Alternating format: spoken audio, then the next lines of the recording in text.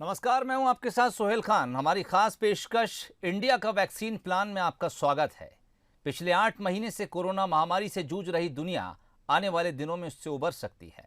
England में मंगलवार से इस महामारी के टीके लगने की शुरुआत हो गई है और भी कई देशों में बहुत जल्द टीकाकरण का अभियान शुरू हो जाएगा। भारत में भी बहुत ही जल्दी इस महामारी के वैक्सीनेशन का काम शुरू हो जाएगा। अब सवाल यह है कि क्या ये वैक्सीन इस महामारी को पूरी तरह से खत्म कर देगी या इसमें कोई और भी पेंच है, और ये पेंच कोरोना वैक्सीन के बनने की टाइमिंग पर भी सवाल खड़े कर रहे हैं। इसका खुलासा हाल ही में हुई एक रिसर्च में किया गया है। सवाल यह भी है कि भारत जैसी बड़ी जनसंख्या में वैक्सीनेशन एक बड़ी चुनौती है और उसे कैसे पूरा किया जाएगा। आज की इस खास पेशकश में हम इन्हीं सवालों का जवाब तलाशने की कोशिश करेंगे।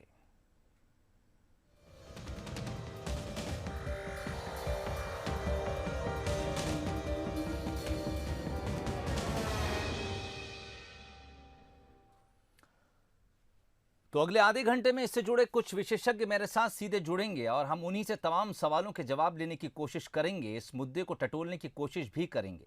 लेकिन आइए उससे पहले जान लेते हैं कि भारत सहित दुनिया भर में कोरोना की वैक्सीन को लेकर फिलहाल क्या कुछ स्थिति है। पूरा साल गुजर गया, दुनिया कोरोना के डर के साए में जीती रही। लेकिन अब लोगों को थोड़ी राहत की सांस जरूर मिली है। मेडिकल साइंस की मेहनत से वैक्सीन तैयार की जा रही है। दुनिया को कोरोना वायरस से बचाने वैक्सीन बनाने की होड़ अब फिनिशिंग लाइन के करीब है।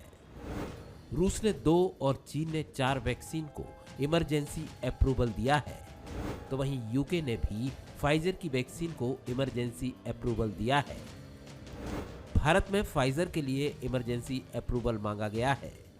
भारत में सीरम इंस्टीट्यूट ऑफ इंडिया ने कोविशील्ड और भारत बायोटेक ने भी कोवैक्सीन के लिए भी इमरजेंसी अप्रूवल मांगा है, जिसे जल्द अप्रूवल मिलने की उम्मीद भी है।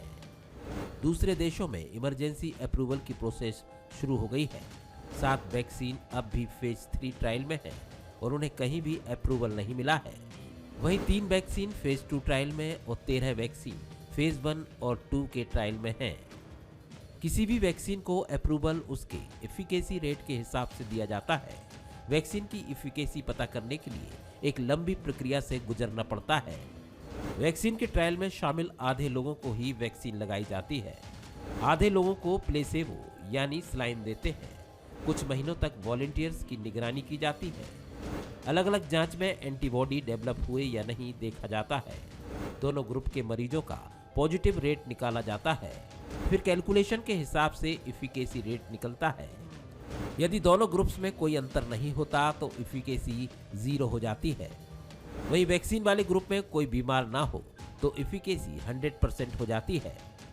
90% या इससे ज्यादा इफिकेसी का मतलब है कि वैक्सीन बेहतर है। 90% इफिकेसी रेट के बाद भी ये कहना मुश्किल है कि वैक्सीन लगाने से संक्रमण से बचा जा सकता है। यानी वैक्सीन के आने के बाद दुनिया भर में कोविड-19 खत्म हो जाएगा, इसकी कोई गारंटी नहीं है। वहीं भारत की बात करें तो स्वदेशी वैक्सीन समेत 5 वैक्सीन अंतिम दौर में हैं। स्वदेशी वैक्सीन कोवैक्सीन का फेज 3 ट्रायल शुरू हो गया है। करीब 25 साइट्स पर यह ट्रायल हो रहे हैं। इसे हैदराबाद की कंपनी भारत बायोटेक ने NIV और ICMR के साथ तैयार किया है। अब तक के ट्रायल्स में वैक्सीन प्रभावी रहा है। अब फेज 3 ट्रायल्स के नतीजों का इंतजार है। अहमदाबाद की कंपनी कैडिला हेल्थ केयर के वैक्सीन के नतीजे जल्द ही सामने आएंगे। उम्मीद की जा रही है कि अप्रैल 2021 तक ये वैक्सीन भी उपलब्ध हो जाएगा। इंडिया में कार्य तो चल ही रहा है, मतलब इंडियन वैक्सीन का, और उसके हिसाब से जितना भारत सरकार अपना सराहनीय कार्य कर रही है वैक्सीन बनाने का। ब्रिटेन में वैक्सीन का प्रारंभ एक अच्छी खबर है स्वास्थ्य के क्षेत्र में, और एक संभावनाओं की किरण है। और भारत में भी ये जल्दी से जल्दी लागू होगा, ऐसा विश्वास हमारे प्रधानमंत्री ने व्यक्त किया है। आज ये जो खबर आई है वैक्सीन की कि ब्रिटेन में लगना शुरू हुआ है, निश्चित ही इसकी वजह से लोगों का मॉरल काफ़ी हाई हो जाएगा। मुझे उम्मीद है कि लगभग फरवरी मार्च तक इसका डिस्ट्रीब्यूशन शुरू हो जाना चाहिए। मतलब टोटली तो नहीं खत्म होगा, जैसे कि अभी पहले 180% था, 50 हो गया, फिर 30% हो गया, मतलब थोड़ा थोड़ा कम हो जाएगा, लेकिन पूरा 2021 भी में भी कोरोना के पेशेंट रहेंगे। आई होप कि बहुत जल्दी ये चीज़ जल्द मिल जाएंगे, क्योंकि अभी स्टार्ट हुआ है इंग्लैंड में लगना, वहाँ भी कोई उम्मीद नहीं है ऐसी, लेकिन वहाँ भी केस अमेरिका में कल भी 1 लाख लोग निकले हैं, इन्फेक्टेड हुए हैं फिर भी। यानी वैक्सीन का इंतजार अभी और कितना करना पड़ेगा ये कहना मुश्किल है, लेकिन अभी जिन वैक्सीन पर काम किया जा रहा है उसके रिजल्ट देखकर उम्मीद की किरण जरूर जागी है। Bureau report, Bansal news. चलिए, तो इस रिपोर्ट के जरिए हमने आपको ये दिखाने की कोशिश की कि फिलहाल दुनिया के कौन कौन से देश ऐसे हैं जो कोरोना वैक्सीन को लेकर दौड़ में आगे हैं और कौन से ऐसे देश हैं जो उनको फॉलो करते हुए लगातार अब कोरोना वैक्सीन के नज़दीक जाते जा रहे हैं। लेकिन आज के इस मुद्दे में दरअसल हम इस विषय को इसलिए लेकर आए हैं कि वैक्सीन को लेकर भी कुछ रिसर्च अब सवाल खड़े कर रही हैं।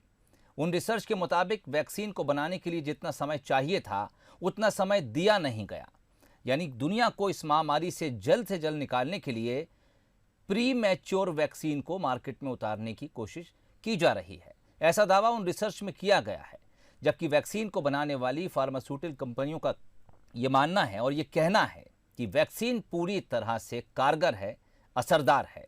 इस चर्चा को हम आगे बढ़ाएंगे अपने विशेषज्ञों के साथ, लेकिन उससे पहले आपको दिखाते हैं कि दरअसल लोगों का इस आने वाले वैक्सीन को लेकर क्या कुछ सोचना है। 8 महीने वैसे ही बीत गए, और कब आएगी अब पता नहीं सर। लगता तो नहीं है सर कि कोरोना भागेगा। क्यों? अभी तक तो सिर्फ कोरोना आ रहा है और जा रहा है, पता नहीं कब जाएगा पूरे तरीके से। नहीं, तेज़ी से चलाना ही चाहिए, और दिसंबर तो अब खैर निकल ही गया है, मार्च तक तो भी आ जाना चाहिए। यानी रूटीन में सारे काम होंगे, घर बैठ के वर्क फ्रॉम होम से बच्चे भी परेशान हो गए हैं, तो मार्च तक तो आ जाना चाहिए वैक्सीन, और देश के प्रत्येक नागरिक तक पहुंच जाना चाहिए मार्च। और वैक्सीन भी पूरी सक्सेसफुल रहेगी ये भी कहना मुश्किल है, तो अपने को प्रिकॉशन तो लेना है और इस हिसाब से चलना है और इसी में जीना सीखना है। नहीं, वैक्सीन तो अपने जल्दी आना चाहिए और सभी को इसका लाभ मिलना चाहिए। वैक्सीन आने से थोड़ा सा डर कम हो जाएगा, लोग इधर उधर जा सकते। जो आर्थिक मंदी जो चल रही है इंडिया में, वो थोड़ा फर्क पड़ जाएगा उससे। डर है, और वैक्सीन हो जाएगी ज़्यादा लोग तो स्थिति में ठीक हो जाएंगे कि साहब वैक्सीन लग गई, वैक्सीन आ गई। वैक्सीन को लेके सवाल बिल्कुल हैं। एफिशिएंसी पे ज़्यादा क्लियर अभी तक कोई रिपोर्ट ऐसी कुछ देखने नहीं मिली है, तो we are just hoping for the best. Vaccine को लेकर सवाल तो हैं, बहुत कई सवाल हैं कि वैक्सीन कब उपलब्ध होगी, कितनी जल्दी मार्केट में आएगी और वो कितने असरदार रहेगी। ये कई सवाल हैं जिनके जवाब अभी तक मिले नहीं हैं। तो हर चीज़ का एक सिम्टम होना ज़रूरी है, एक कॉज होना ज़रूरी है। अगर अपन दवाई लेके चल रहे हैं तो इंसान के अंदर एक कॉन्फिडेंस रहेगा कि हाँ भाई दवाई तो है।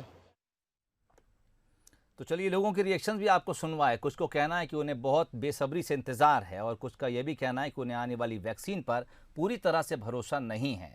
लेकिन विशेषज्ञ क्या कुछ कहते हैं, आज हम इसी सवाल का जवाब तलाशने की कोशिश करेंगे। डॉक्टर HS परमार इस वक्त हमारे साथ सीधे तौर पर जुड़ गए हैं, रिसर्चर हैं। डॉक्टर परमार, आपका बहुत बहुत स्वागत है बंसल न्यूज़ में। Thank you. इसके अलावा देबाशीष नायक साहब भी हमारे साथ जुड़े हैं। आप साइंटिस्ट हैं और कोरोना वैक्सीन को लेकर क्या कुछ राय रखते हैं, इसको भी हम जानने की कोशिश करेंगे। देबाशीष जी, स्वागत है बंसल न्यूज़ में आपका। हाँ, नमस्कार, थैंक यू। परमार साहब, आपसे शुरुआत करना चाहूँगा। एक न्यूज़पेपर में आपकी रिसर्च के बारे में पता चला, क्या कुछ ये आपकी रिसर्च कहती है, हम आपकी ज़ुबानी समझना चाहेंगे, उसके बाद फिर हम इस पर चर्चा आगे बढ़ाते हैं। जी सर, रिसेंटली हमने क्या किया था कि एक रिव्यू आर्टिकल पब्लिश किया है जी, जो फाइटोथेरेपी रिसर्च में पब्लिश हुआ है। यह आर्टिकल पिछले 2-3 डिकेड के जितने भी काम हुए हैं एलगी को लेके, एंटीवायरल एक्सपेरिमेंटेशन को लेके, उसको रिव्यू करते हुए जी, ये बताता है कि एलगी के पास डिफरेंट तरह की एलगी के पास डिफरेंट तरह के ब्रॉड स्पेक्ट्रम एंटीवायरल कंपोनेंट्स और कंपाउंड्स प्रेजेंट हैं जी। और ब्रॉड स्पेक्ट्रम का मतलब यहाँ पे ये है कि वो एक ही कंपाउंड कई सारे वायरस के ऊपर भी इफेक्टिव पाया गया है। ठीक, हमारा मानना ऐसा है कि वैक्सीन बिल्कुल आज के समय की आवश्यकता है, लेकिन जिस तरह से अप्रत्याशित तौर पर पिछले 20 साल में लगभग 5 अलग अलग वायरल इन्फेक्शन के इरप्शंस हुए हैं अलग अलग देशों में, कोविड-19 उनमें से एक है, लेकिन पिछली बार सार्स कोविड आया, मेड्स कोविड आया, इबोला आया, और इन्फ्लुएंजा कई देशों को हर साल परेशान करता है, जबकि इन्फ्लुएंजा का वैक्सीन पहले से अवेलेबल है, तब भी उतना कारगर वो साबित नहीं होता है। स्वाइन फ्लू बीच में आया। तो ऐसे किसी भी तरह के इफेक्ट, ऐसे किसी भी तरह की एपिडेमिक से लड़ने के लिए हमारे पास बिल्कुल जरूरी है कि वैक्सीन हो, लेकिन वैक्सीन के अलावा ऐसे ऐसे उपाय भी होने चाहिए जो बिना वायरस के जांचे परखे बिना भी हम उसके ऊपर काम में ले सकें। ठीक। और यही कारण है कि भारत में जो मृत्यु दर है कोविड-19 में, वो पर मिलियन में सबसे कम है पूरी दुनिया में, क्योंकि हमारे यहाँ पे कंटेनमेंट एरिया में काढ़े पिलाए गए, सरकार द्वारा काढ़े वितरित भी किए गए, जो इस बात को फर्दर ही बताता है कि हमारे पास लाइन ऑफ एक्शन मल्टीपल होने चाहिए। और इस तरह की रिसर्च जिसमें एलगी कहीं भी ग्रो हो सकती है, किसी भी लेबोरेटरी की कंडीशन में ग्रो की जा सकती है, बहुत इंफ्रास्ट्रक्चर रिक्वायर्ड नहीं है, तो ऐसे में इसके ऊपर भी काफी काम होना मुझे लगता है कि आवश्यक है। ठीक, मैं आपके पास लौटता हूं। देवाशीष जी, आपके पास आना चाहूँगा। क्या कुछ सोचते हैं आप कोरोना वैक्सीन को लेकर? जैसा कि अभी परमार साहब कह रहे थे, उनका कहना है कि एक लंबे प्रोसेस से गुजरती है कोई वैक्सीन, बहुत लंबा समय लगता है उसे बनाने में।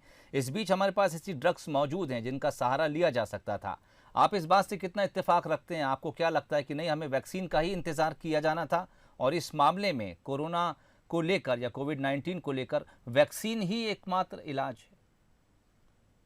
देखिए, 3 चीजों का सवाल आता है इधर जी। एक है आपका ट्रीटमेंट, जो जिसको कोरोना हो चुका है। ठीक।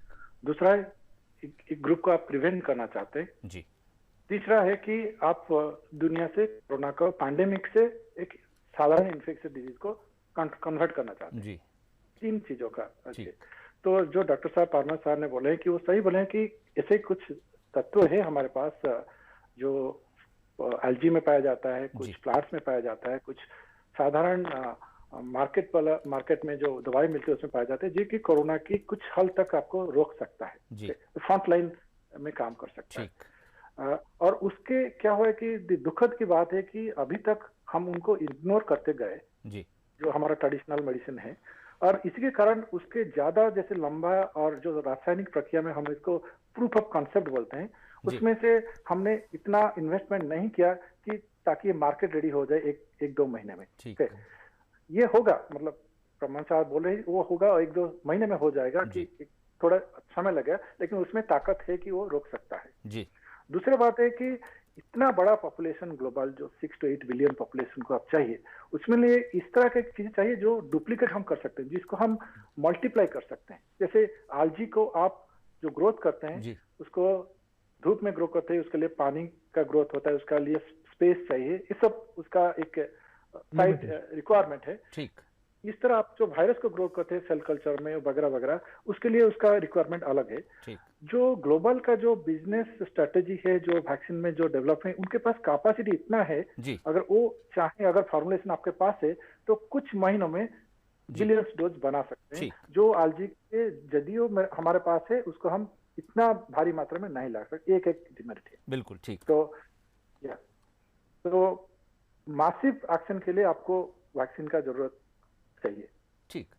परमार साहब, आपके पास लौटना चाहूँगा, जो कि भारत एक बहुत बड़ा देश है, तकरीबन 135 करोड़ लोग यहाँ की आबादी का हिस्सा हैं। ऐसे में वैक्सीन का सामने आना और उसके बाद 135 करोड़ डोज का बनना, आपको लगता है कि इस थॉट पर जाने से पहले जो आपकी रिसर्च कहती है, हमें उन तमाम ड्रग्स का इस्तेमाल भी शुरू कर देना चाहिए था? क्योंकि वैक्सीन के आने के बाद भी एक लंबा समय लगेगा अगर हम सबको टीका लगाने आगे बढ़ेंगे तो।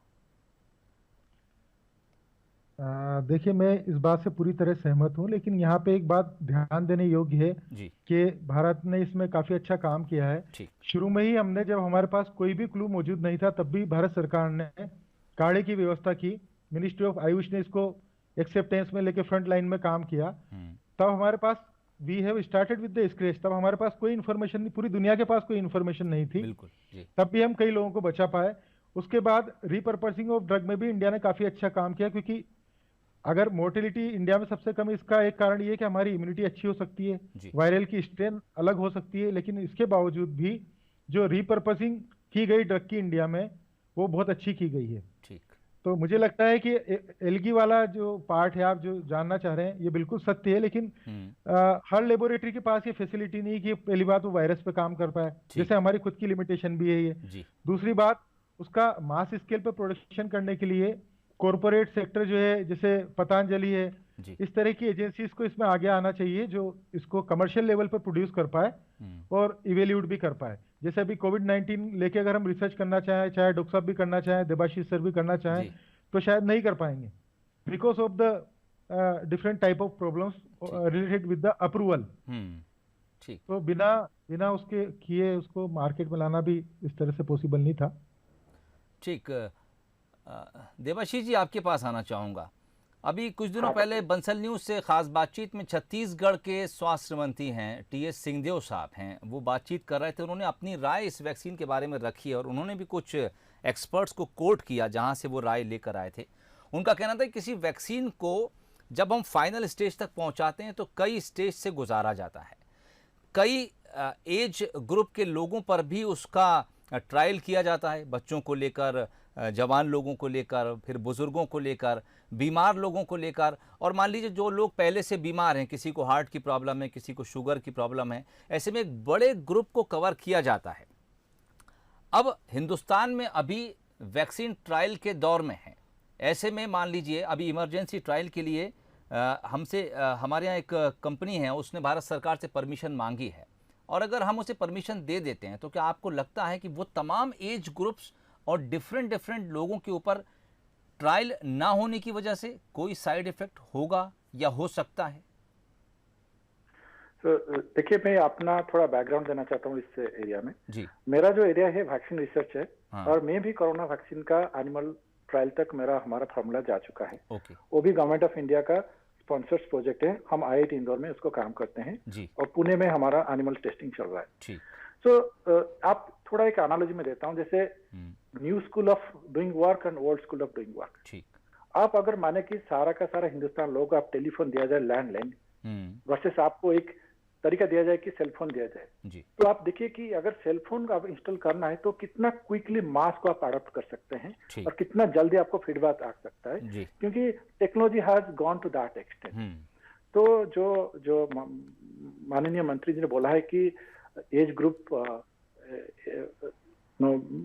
डिफरेंट क्राइटेरिया होना चाहिए कवरेज, वो बिल्कुल सही है, नहीं है कि नहीं चाहिए। इसके लिए तो हम फेज 3 को उसमें देखना चाहते हैं, लेकिन वो टाइम जो कम है, तो फेज 2 और फेज 3 को दोनों को मिला के एक फेज में सारे के सारे दुनिया भर की कंपनियां अभी काम कर रहे हैं। हो सकता है जो हमारा एनिमल्स डेटा से आ रहे हैं, फेज 1 क्लिनिकल ट्रायल से डेटा आ रहा है कि एफिकेसी बहुत अच्छा आ रहा है, क्योंकि ये ऐसा वायरस है कि ये HIV नहीं है कि ये आपके जाके बॉडी के अंदर रह जाता है, ऐसा वायरस नहीं है। तो एक कंट्रोलेबल वायरस है। तो बाकी सारा जो तमाम इंफॉर्मेटिक्स हमको मिलता है दुनिया भर से, क्योंकि ग्लोबल इंटरेक्शन कम्युनिटी ऐसा हर दिन आपको कोविड के वैक्सीन के अपडेट के लिए आपको मिल जाता है। Scientific community working in day to day basis कि कहाँ से कहीं पे डाटा आ रहा है, तो इतना फास्ट इंफॉर्मेशन आ रहा है, तो आपको डिसीजन लेने के लिए थोड़ा पावर मिलता है और आपका जो प्रोजेक्शन एक्यूरेसी थोड़ा बढ़ता है।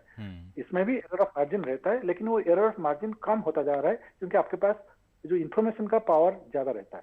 तो आज हुई progress, different country they are sharing their information, वो अगर हमको मिलता है और हम उनके साथ भी जो करता है, तो हमको मतलब जो काम 4 साल में होना चाहिए हम 2 साल में कर पाते हैं। ठीक। तो ऐसा नहीं है कि हम यानी नायक साहब, आपका ये कहना है कि अब हम तकनीक के उस दौर में पहुंच गए हैं कि पहले जिस टीके को बनने में 5 से 10 साल तक का समय लग सकता था, अब हम उसको 1 साल के भीतर रिसर्च करके पूरी तरह से फुल प्रूफ बना सकते हैं।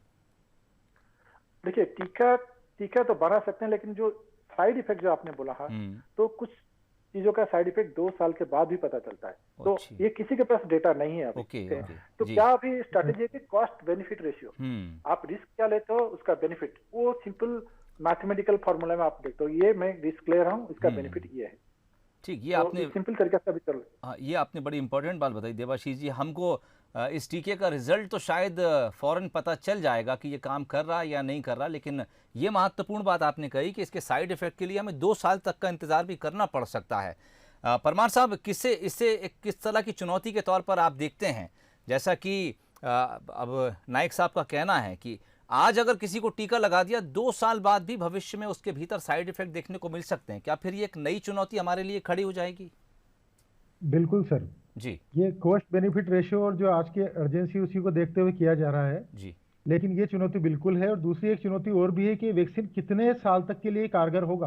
अगर मैं आज एक बार वैक्सीन लेता हूँ, ये कितने समय तक मुझे प्रोटेक्शन दे पाएगा, क्योंकि उसमें एक दिक्कत और भी है कि अगर ये मुझे कम समय तक प्रोटेक्शन दे पाएगा तो मुझे सूडो साइकोलॉजिकल सेटिस्फेक्शन हो सकता है कि मैंने वैक्सीनेशन किया हुआ है और मैं मेरी केयर को लूज कर सकता हूँ, और हो सकता है मैं दोबारा इन्फेक्शन में आ जाऊं, गिर जाऊं वैक्सीन लेने के बाद भी। जी जी जी,